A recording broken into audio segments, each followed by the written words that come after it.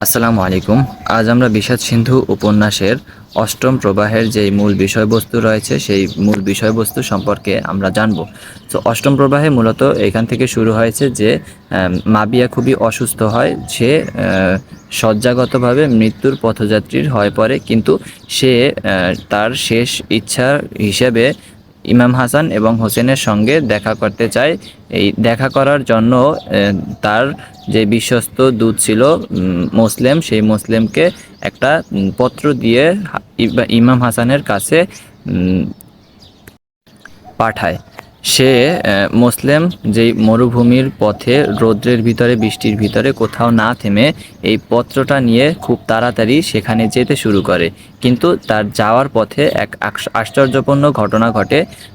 তার সামনে কিছু মুখোশধারী ডাকাত দস্যুরা তার সামনে এসে পড়ে এবং ছুরির মাধ্যমে তারে আঘাত করে।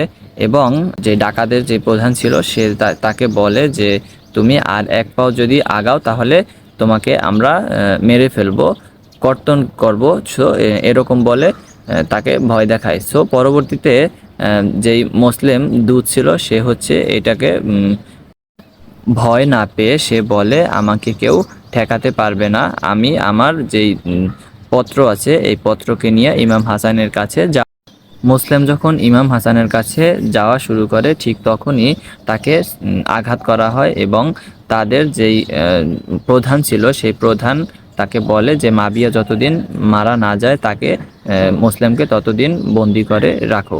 এবং পরবর্তীতে যেই এজিদ তার মুখের যে মুখোশটা ছিল সেই মুখোশটা খোলার পরে মুসলিম খুবই হতবিম্ব হয়ে পড়ল, কারণ সে আর কেউ ছিল না, সে ছিল এজিদ। এজিদকে দেখে সে খুবই হতবিম্ব হয়ে যায় এবং তাকে বলে মাবিয়া যতদিন মারা না যায় ততদিন তোমাকে বন্দি অবস্থায় থাকতে হবে। সো তাকে বন্দি করে রাখা হয়।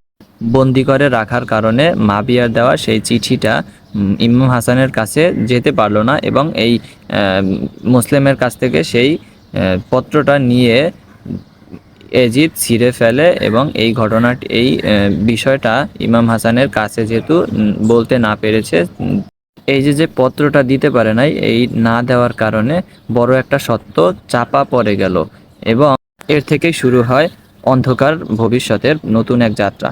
সো এই অষ্টম প্রবাহে মূলত এটাই ছিল মূল বিষয়বস্তু। সো দেখা হবে পরবর্তী কোনো ভিডিওতে।